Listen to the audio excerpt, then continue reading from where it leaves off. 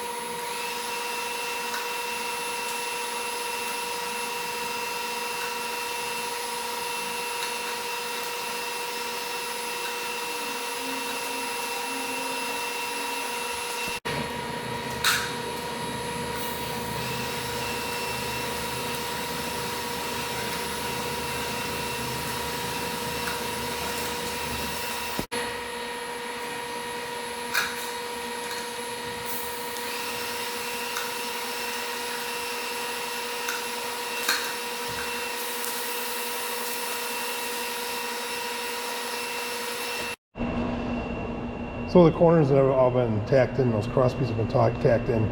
Next thing is these insert sections go in, they support the timing and the boost pump. And then our pasteurizers use either a source of steam from inside the facility, or in this case it's going to get an onboard boiler. And that's what these amounts are for over here, where I will install them, and when I flip the thing on the other side, this allows me to tack them in there better, being at their angle iron. So over here, like, I don't have the ability to clamp up in there without moving the frame around, so what I'll do is I'll just sneak up on that weld there, tack it real quick, and then come over to this weld, this joint here, and secure it on this corner with a clamp. So let's start tacking together.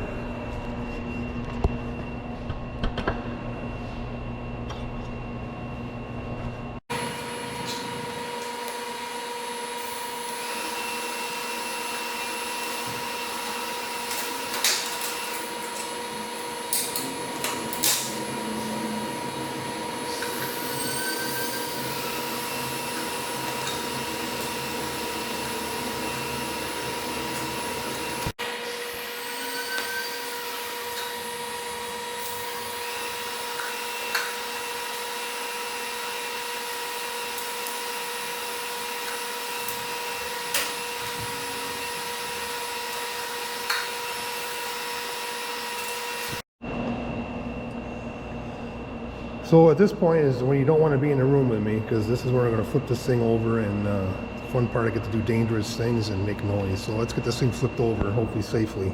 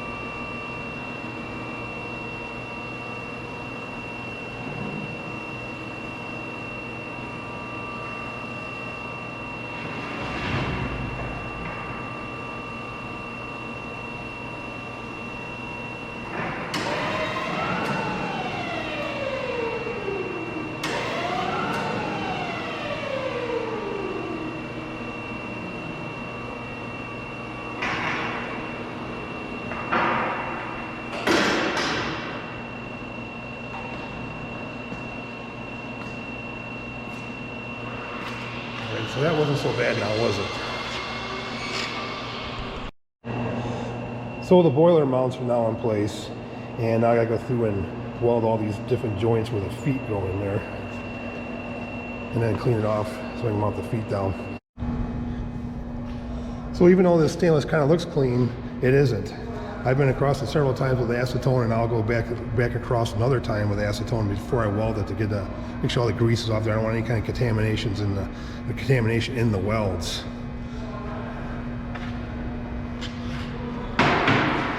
It's clean. Now it's not. So it definitely is definitely dirty. It needs to be taken care of.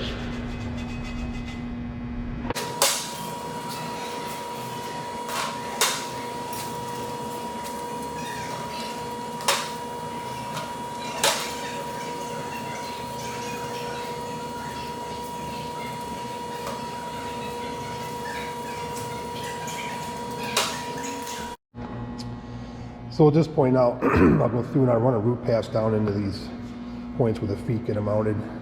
I'll grind it back down smooth, and then set the feet in there, clamp them in place, and tack them down. And then I'll start putting root passes onto the feet, and then it'll get a cover, like a weave cover pass.